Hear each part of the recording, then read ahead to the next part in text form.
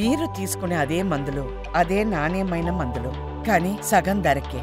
అవును, MedPlus brands pi 50 to 80% తగ్గింపు.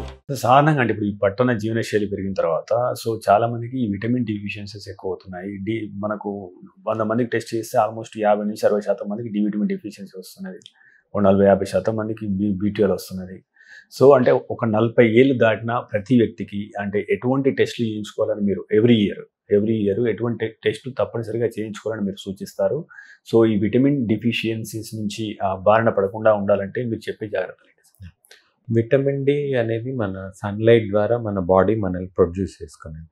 మనందరూ అనుకునే రాంగ్ ఇదేమంటే మన ఎండ ఉంది, మనకు విటమిన్ డి ఎందుకు అని. అంటే ఎంతమంది ఎండలో మనం అంటే పూర్తిగా మనం ఎండలో అంత పూర్తి డ్రెస్ వేసుకొని ఆఫీస్కి పోయే ఎండ అంత తప్పితే మనం ఎవరు గ్రౌండ్కి పోయి ఆడడం కానీ డైరెక్ట్గా స్కిన్ ఎక్స్పోజర్ కానీ చాలా తక్కువ.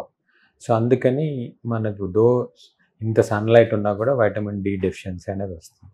వైటమిన్ డి డెఫిషియన్సీ డైరెక్ట్గా సిమ్టమ్స్ కాజ్ చేయకపోయినా కూడా లాంగ్ స్టాండింగ్ వల్ల కాల్షియం బాడీలో తగ్గచ్చు, secondary to vitamin D deficiency.